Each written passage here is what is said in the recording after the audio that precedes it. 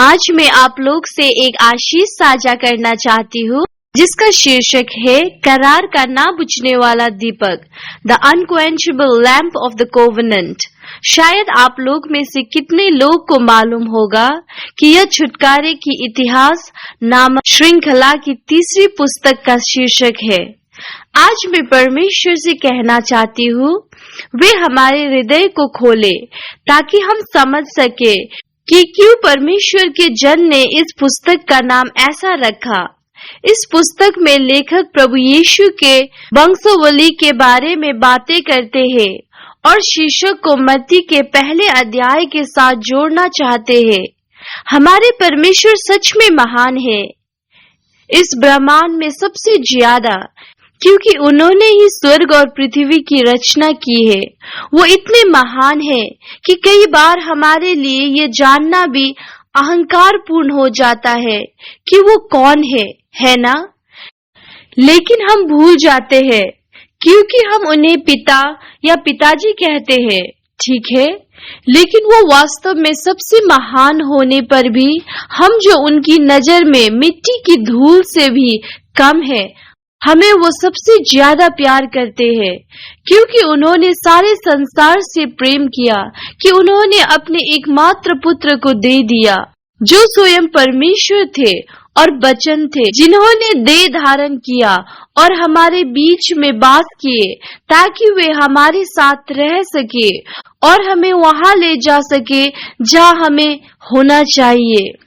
यह कितना महान प्रेम है उनका हमारे प्रति, और उस प्रेम को हम यीशु मसीह के वंशावली में पाते हैं। इस महान प्रेम को हम प्रत्येक नाम में पाते हैं जो मत्ती के वंशावली में लिखा है। और आपको लगेगा शायद मुझे तो यहाँ लोगों के नाम के बाद नाम और अनेक नाम सिर्फ दिखाई देता है, तो हम इन सब को कैसे समझे? तो आइए मत्ती की पुस्तक को खोले और यीशु की वंशावली को पढ़े 1 से 17 पद तक। केवल 17 पद यीशु की वंशावली में प्रभु यीशु को बहुत ही अच्छे तरीके से दिखाया गया है, और वो है पद 17 में, जहां हम उनकी वंशावली को 3 भागों में बटा हुआ पाते हैं। पहला भाग है हमारे विश्वास के पिता अब्राहम से लेकर दाऊद राजा तक।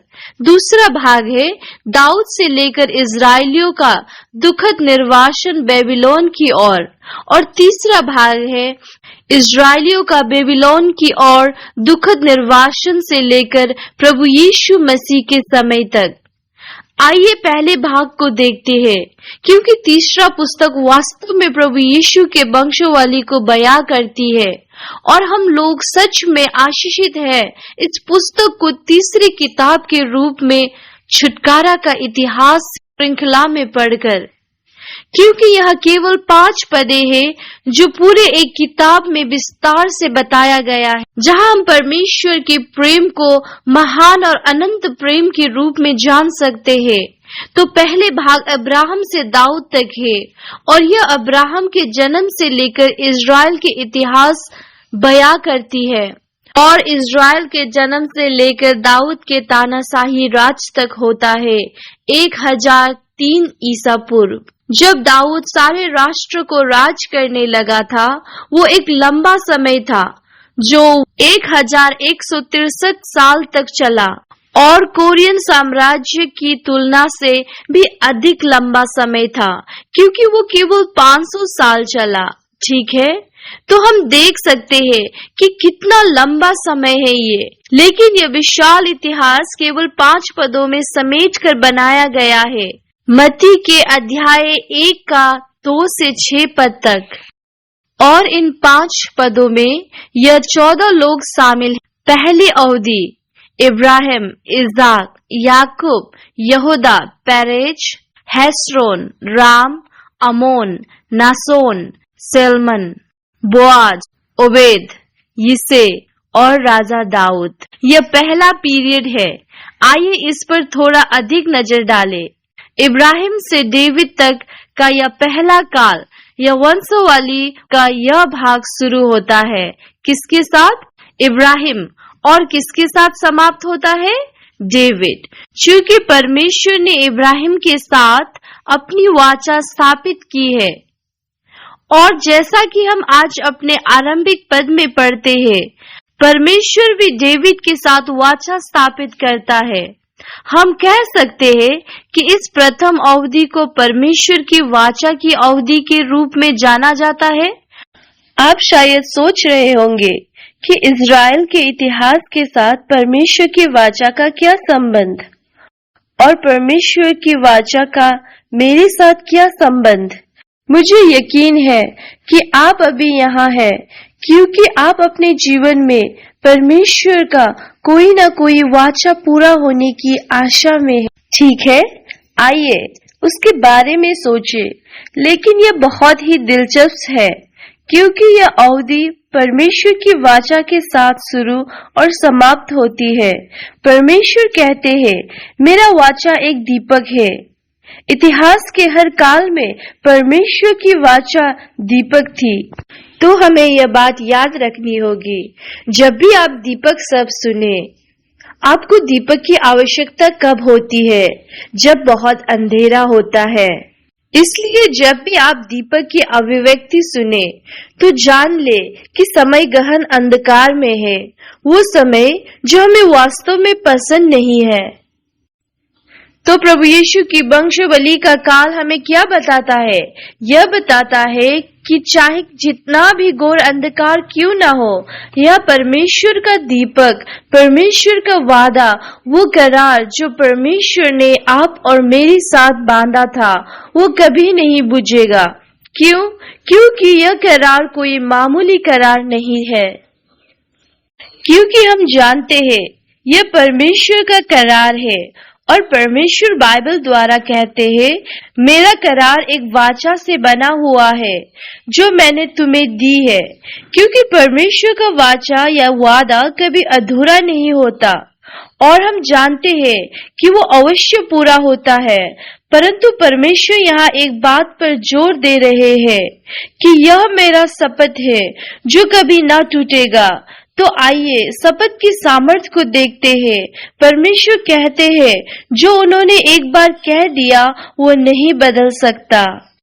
इस वचन का सारांश यह है कि कभी कभी हम निराश हो जाते हैं अपने आप को लेकर, और ऐसा सोचते हैं कि मैं प्रभु के प्रेम का लायक नहीं, मैं फिर से पाप में गिर गया, है ना? परंतु परमेश्वर कहते हैं, मैंने तुम्हें एक बार बुलाया है, फिर मैं अपना मन कभी नहीं बदलूंगा और तुम्हें कभी नहीं त्यागूंगा। इसी प्रकार परमेश्वर अपने उत्तराधिकारियों को और ज्यादा आशीष देना चाहते हैं।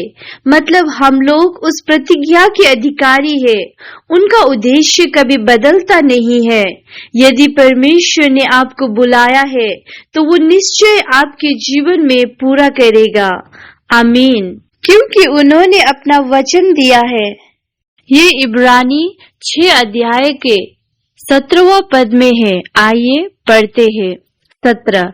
इसलिए जब परमेश्वर ने प्रतिज्ञा के वारिसों पर और भी साफ रीति से प्रकट करना चाहा कि उसका उद्देश्य बदल नहीं सकता, तो शपथ को बीच में लाया। हम इसे भजन संग्रह 89 का 28 में देख सकते हैं, जहाँ लिखा है, मैं अपनी करुणा उस पर सदा बनाए रहूंगा और मेरी वाचा उसके लिए अटल रहेगी। और इस वजह से बाइबल में कई पद है जो बार बार दोहराए गए हैं, जो प्रमाणित करता है कि परमेश्वर की वाचा कितनी सच्ची, वैध और प्रभावशाली है, और परिणाम स्वरूप उनका करार अनंत के लिए है जो कभी नहीं बदलता है। मैं प्रार्थना करती हूँ कि हे पिता, हमारे हृदय को आशीष दे ताकि हम उस करार की सामर्थ्य में कायम रह सके, चाहे कितनी भी मुश्किल या लड़खड़ाने का समय क्यों ना हो। आइए हम उस विश्वास पर कायम रहे कि उसकी वाचा जो उसने हमसे वादा किया है वो निश्चित रूप से पूरा होगा। आमीन। आइए हम एक पद देखें। यहाँ बहुत सारे ऐसे पद हैं, लेकिन मुझे बुरा लग रहा है कि इन सब को छोड़कर आगे बढ़ूं। आइए यिर्मयाह 32 का 40 पद निकाले। आइए एक साथ पढ़े। मैं उनसे यह वाचा बांधूंगा कि मैं कभी उनका संग छोड़कर उनका भला करना ना छोड़ूंगा, और अपना भय मैं उनके मन में ऐसे उपजाऊंगा कि वे कभी मुझसे अलग होना ना चाहेंगे। ठीक है, अनंत के करार में से उनका एक करार यहाँ पे दिया हुआ है, यिर्मयाह 32 का 40। यदि हम आज अपने विश्वास पर डगमगा रहे हैं और यह सोच रहे हैं कि मैं एक अच्छा मसीह जीवन नहीं बिता पा रहा हूँ, आइए हम आश्वस्त हो जाए कि हमारे पिता हमारे हृदय में उनके डर को डालेंगे, ताकि हम हमेशा उनके वचनों को पालन कर सके और वो अनंत काल के लिए हो जाए। आमीन। ठीक है, आइए हम और गहरे में जाए। जब परमेश्वर ने अपने लोगों से करार बांधा था, आप देख सकते हैं कि उन्होंने अब्राहम से करार बांधा था, इसाक के साथ भी और याकूब के साथ भी। ठीक है, यहाँ उन पदों में लिखा है, और परमेश्वर ने धार्मिक अगुवे के साथ वाचा बांधा जब वे लोग उजाड़ स्थान में यात्रा कर रहे थे। कौन थे वे लोग? मूसा, उसने भी करार बांधा था।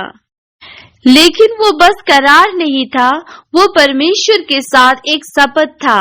ठीक है, और परमेश्वर ने भी दाऊद के साथ शपथ लेकर करार स्थापित किया था।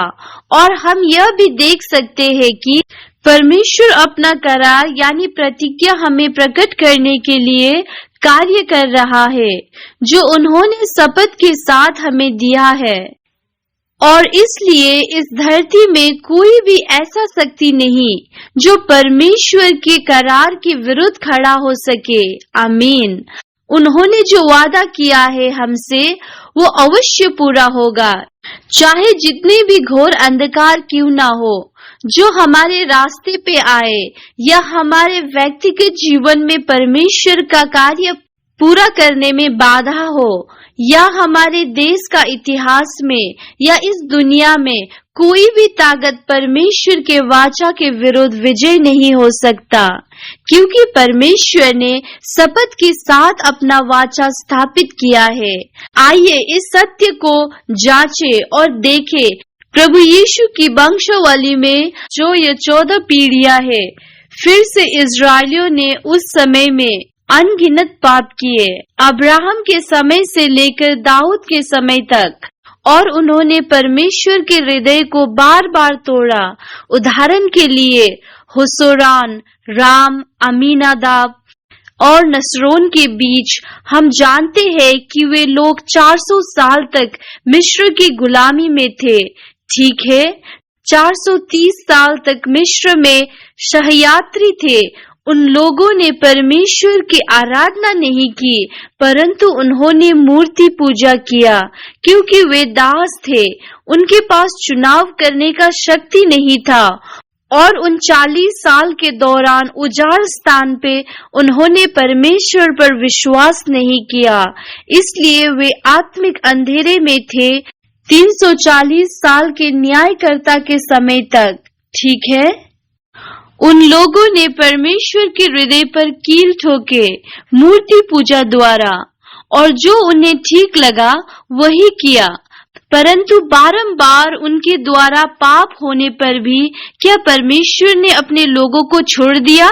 नहीं, परमेश्वर ने उन्हें नहीं छोड़ा और उन्हें उद्धार करता रहा।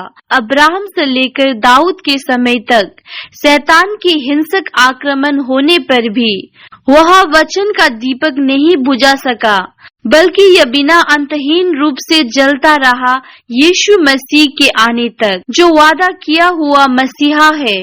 और वो परमेश्वर के शपथ पर आधारित है, जो कहते हैं कि मैं धीमी आंच से जलती हुई बत्ती को भी ना बुझने दूंगा। हालेलुया।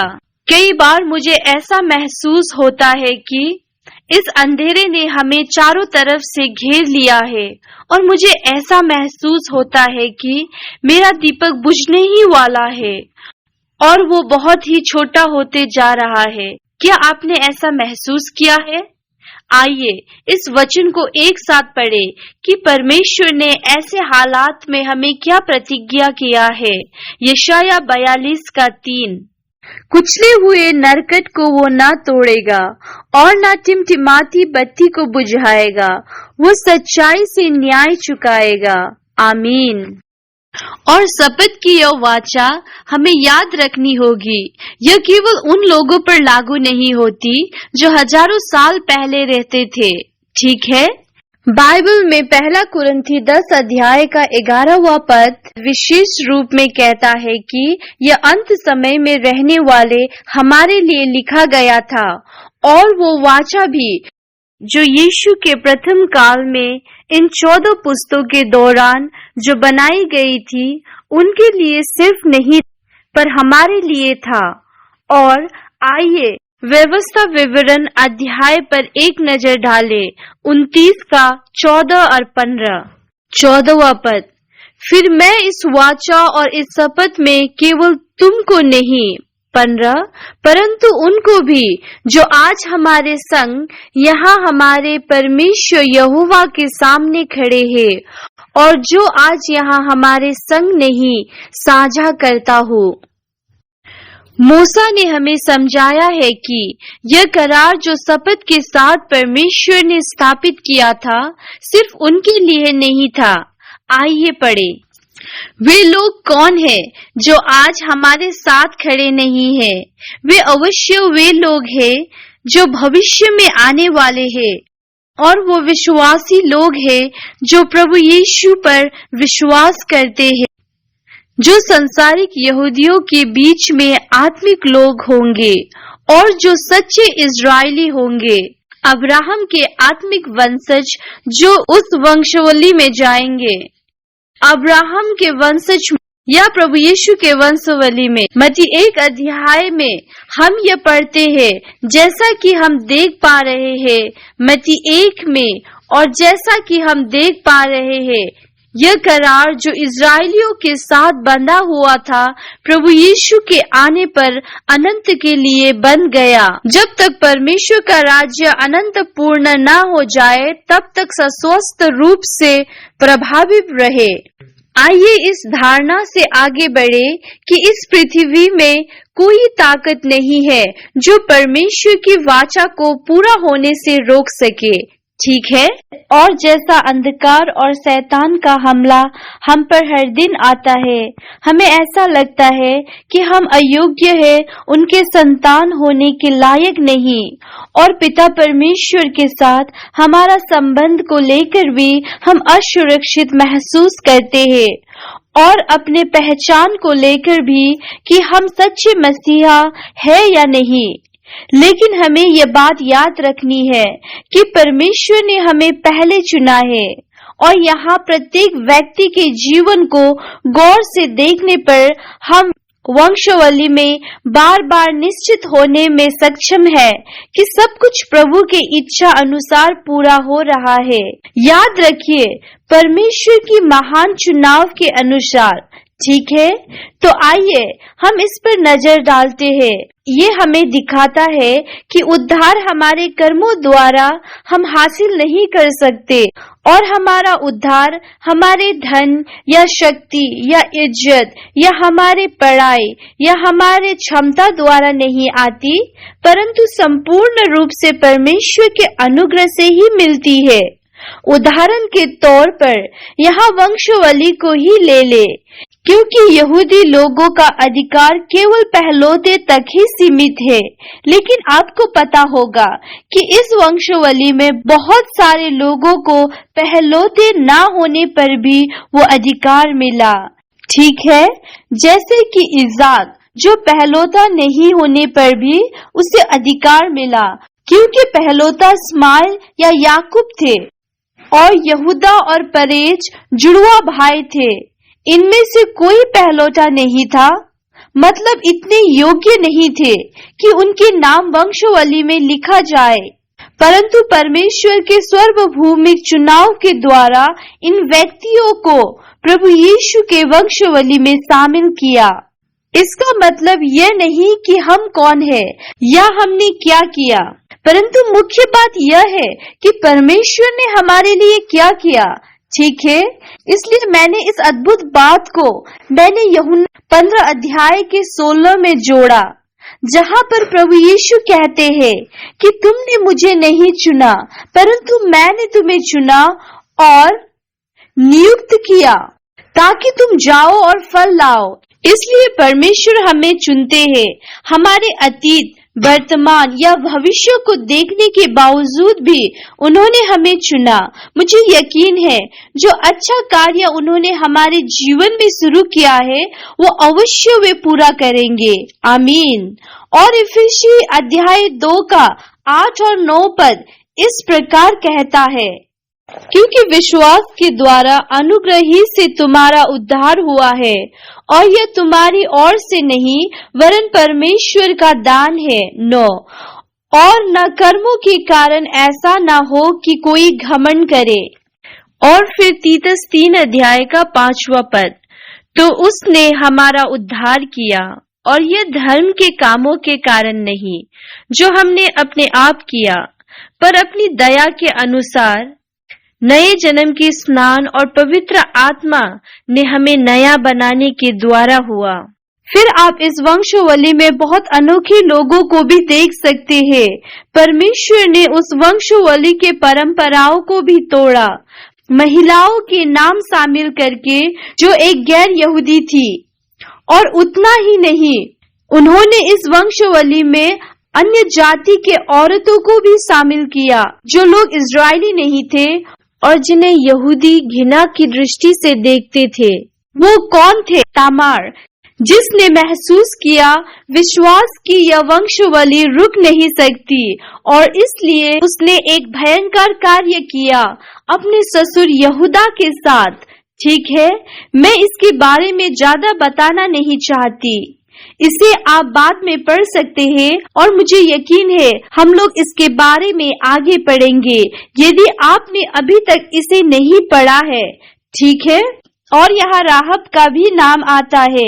आपको पता है राहब कौन थी? वो एक सिर्फ महिला नहीं थी, वो एक अन्य जाति भी थी और एक वेश्या भी थी। ठीक है, जो किसी भी हालात में इस वंशावली का हिस्सा नहीं हो सकती थी, यानी प्रभु यीशु की वंशावली जिसके बारे में हम बात कर रहे हैं। ठीक है, परंतु उसने यह मान लिया कि परमेश्वर जिसने स्वर्ग और पृथ्वी को बनाया है वो ही एकमात्र परमेश्वर है और उन पर विश्वास किया। ठीक है, तो हमने देखा कि कैसे केवल प्रभु यीशु पर विश्वास करने से हम लोग इस वंशावली का हिस्सा बन सकते हैं। अंतिम व्यक्ति रूत थी, वो प्रसिद्ध रूत, मोआबी स्त्री जिसने परमेश्वर के चरणों में शरण लिया था। तो आप देख सकते हैं कि परमेश्वर कभी भेदभाव नहीं करते और कोई भी एक धर्मी व्यक्ति बन सकता है और प्रभु यीशु के परिवार का हिस्सा हो सकता है और कोई भी प्रभु यीशु पर विश्वास करके इस वंशावली का हिस्सा बन सकता है। हो सकता है आपका जीवन बहुत ही उलझा हुआ है या कितनी भी समस्याओं के बीच आप अभी जूझ रहे हैं और बीते दिनों में आप कैसे भी परिस्थिति से होकर क्यों न गुजरे हो, परमेश्वर आज आपके विश्वास को देखते हैं एक महत्वपूर्ण बात के रूप में। इसलिए आइए हम आज में जीते हैं। आमीन। यह समय कितना अंधकार में था जब परमेश्वर ने कहा आइए उस वचन पर नजर डालें। दूसरा इतिहास 21 का 6 पद। वो इज़राइल के राजाओं की सी चाल चला जैसा आहाब का घराना चलता था, क्योंकि उसकी पत्नी आहाब की बेटी थी। वो उस काम को करता था जो यहोवा की दृष्टि में बुरा है। वो यहोराम इज़राइल के राजाओं के मार्ग पर चला जैसा आहाब का घराना चला था। तो आहाब कौन है? उत्तर का राजा। ठीक है, अब तक का सबसे बड़ा मूर्ति पूजक, सबसे दुष्ट राजा इज़राइल के इतिहास में वही था। इस प्रकार वो इज़राइल में अत्यंत दुष्ट राजा के आदर्श बन गया। ठीक है, परंतु यह दक्षिण का राजा था जिसके पास दाऊद का वाचा था और वो राजा किसके आदर्श पर चल रहा था? राजा आहाब के रास्ते पर। इतना ही नहीं, क्योंकि आहाब की पुत्री ही उसकी पत्नी थी।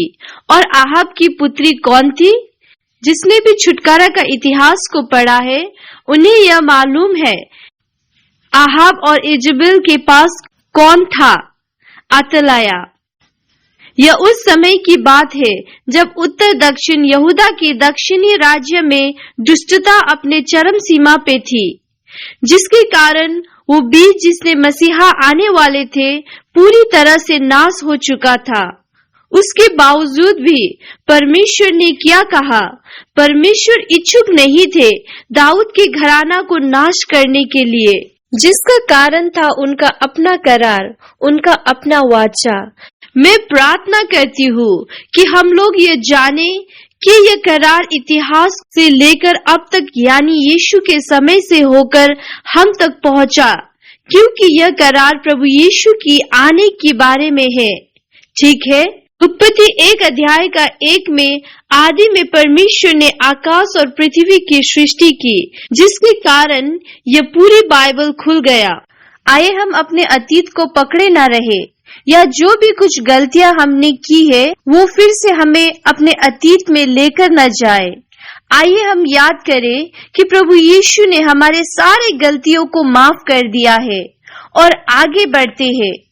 तो मैं चाहती हूँ कि आइए हम निष्कर्ष की ओर बढ़े, जो आज हमारा आरंभिक पद था। मुझे लगता है ये पद हमें बहुत ही उत्साह और सांत्वना देती है। यही पद वाचा की शक्ति की गवाही देता है और इससे इज़राइल के इतिहास को प्रभु यीशु के आगमन तक कैसे आगे बढ़ाया और यह अभी भी हमारे जीवन को कैसे ऊर्जा प्रदान करता है। परमेश्वर के छुटकारे के कार्य के द्वारा यह दूसरा इतिहास 20 अध्याय का 7 यदि हम पढ़े तो हम पाते हैं कि यहोवा दाऊद के घराने को नाश नहीं करना चाहता था। यह हमारे अंधकार की ओर इशारा करता है। ठीक है, एक गंभीरता करार के द्वारा देता है जो परमेश्वर ने दाऊद के साथ बांधा था, और तभी से परमेश्वर ने उसे और उसकी संतानों को एक मेमना देने की प्रतिज्ञा किया था। यह पद हमें कहता है कि यह काल कितना अंधकार में रहा होगा, परंतु फिर भी जब ये घराना नाश के योग्य हुआ तो परमेश्वर कहते हैं, मैं इस घराना को नाश नहीं करने जा रहा, क्योंकि मैंने पहले ही वादा कर दिया था। किस बात का वादा? एक ऐसा दीपक देने का वादा जो कभी नहीं बुझेगा, चाहे कितने भी अंधकार क्यों ना हो। लेकिन क्या आपको पता है यह पद किसके पहले आता है? क्या आपको पता है? और उसी के संदर्भ वाले ये वचन जो हमें नया करार में मिलता है वो है मत्ती 1 अध्याय का 1 पद। प्रभु यीशु का वंशावली का पुस्तक, जो था दाऊद का पुत्र, अब्राहम का पुत्र आदि। यह पुस्तक में जो प्रतिज्ञा है ये सब प्रभु यीशु के आने के बारे में है, जो करार परिपूर्ण करने वाला है। जितनी भी प्रतिज्ञा परमेश्वर ने की है जो हमें मिलता है उत्पत्ति 3 अध्याय का 15 में, स्त्री का संतान। बाइबल ये गवाही देता है प्रभु यीशु पहले ही आ चुके हैं अपने करार के अनुसार। बाइबल हमें इसलिए कहता है ताकि हम आश्वासन पाए कि वह दूसरी बार भी जरूर आएगा, जिस प्रकार उन्होंने वादा किया है। जिस प्रकार स्त्री के संतान आएगा और शैतान के सर को कुचलेगा। चाहे हम जैसे भी समस्या का सामना क्यों न कर रहे हो, अभी या अतीत में या आने वाले दिनों में, प्रभु यीशु ने उस शैतान के सिर को कुचल डाला है। वो जरूर आएंगे आपके जीवन में और आपके जीवन के द्वारा उनका महिमा होगा और सारे ब्रह्मांड का सर्वशक्तिमान राजा इस पृथ्वी पर राज करेंगे हमारे द्वारा, क्योंकि वो प्रतिज्ञा जो अवश्य पूरा होगा वो पूरा होने के लिए रुक रहा है। आमीन। आइए ये विश्वास करें और आगे बढ़े।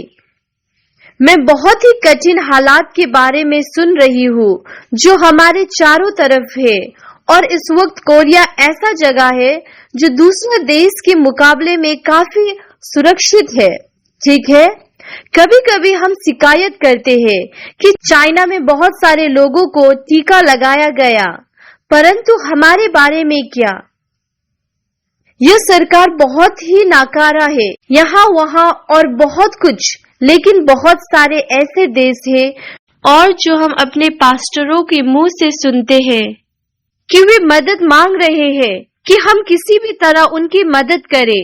लोग अपने नौकरी खो रहे हैं। इतना ही नहीं, मुझे सर्दी हो गया था, लोग मर रहे हैं मेरे ही सामने, मतलब इंडिया से, श्रीलंका से या पाकिस्तान में, सारे संसार में सच में लोग बहुत ही दुख उठा रहे हैं। हम लोग सच में ऐसे अंधकार के समय में हैं जहां आत्मिक और शारीरिक अंधकार मौजूद है। और मैं विश्वास करती हूँ कि पिता ने सिलो को बुलाया कि वो एक दीपक बने। ठीक है, मनुष्य की आत्मा ही परमेश्वर का दीपक है और उन्होंने हमें बुलाया है ताकि हम वो दीपक बनकर चमक सके उन अंधेरों में, ताकि हम लोगों को आशा दे सके, वो हिम्मत दे सके, वो साहस दे सके। वो दूसरा आगमन मेरे प्यारे भाई और बहनों, जिसका आप प्रतीक्षा कर रहे हैं, वो निश्चय आएंगे। इसलिए आइए हम दृढ़ रहे और सिर्फ समाज सेवा के कार्य जैसे कि भूखों को खाना देना, गरीबों को पैसा देना सिर्फ ना होकर आइए हम लोग आत्मिक भोजन भी बांटे, क्योंकि यहाँ आत्मिक भूखमरी है इस संसार में, जैसा कि बाइबल हमें चेतावनी देती है। तो क्या हम तैयार हैं? आइए हम उनके करार को विश्वास कर अपने दीपक को जलाएं। आइए हम एक दूसरे को मदद करें ताकि हमारा आग एक साथ जले और वो आग बड़ा बन जाए। मेरा मतलब है इस सारे पृथ्वी पर परमेश्वर का वचन पहुँचे। ठीक है, आइए हम एक साथ मिलकर ये करें। आमीन। हमने बहुत सारे सेमिनार किया। अभी हमने एक अद्भुत सेमिनार खत्म किया जो हमारे प्रिय इंडोनेशिया के चर्च ने आयोजन किया था, और बीते हफ्ते हमने एक और सेमिनार किया था हमारे चर्च द्वारा। समय बहुत कठिन होने पर भी हम कितने आशीषित हैं कि हम लोगों को आत्मिक भोजन बांट पा रहे हैं। इसलिए मैं आशा करती हूँ कि आप लोग भी इसमें प्रार्थना सहित भाग लेंगे ताकि हम मिलकर एक दूसरों की मदद कर सकेंगे और हम साथ में प्रभु यीशु का ज्योति बनकर चमक सकेंगे। आमीन। ठीक है, आइए हम प्रार्थना करें। हमारे पिता, हम आपको धन्यवाद देते हैं कि आज आपने अपने हृदय को हमें दिखाया इन उबाऊ नामों के द्वारा भी, जो हमें मत्ती के 1 अध्याय में पढ़ने को मिला, जहां प्रभु यीशु के वंशावली को उल्लेख किया है। पिता, यदि यह 14 नाम जो केवल 5 पदों में होने पर भी गवाही दे सकती है कि आपका प्यार कितना महान है और कैसे आपका प्यार जो हमारे प्रति है कभी नहीं बुझता। आपका वादा जो आपने हमें दिया है, व्यक्तिगत रूप में या पारिवारिक रूप में या राष्ट्रीय के रूप में, और इस सब विश्व को पिता हमें मदद करे ताकि हम उन प्रतिज्ञा को थामे रहे और कभी ना भूले, चाहे कैसी भी परिस्थिति क्यों ना आए।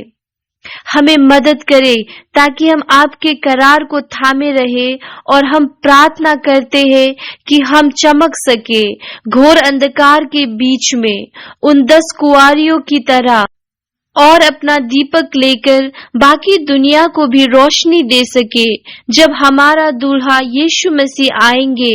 हम आपको धन्यवाद देते हैं और ये बिनती यीशु मसीह के नाम से मांगते हैं। आमीन। आइए हम पिता को सारी महिमा दें।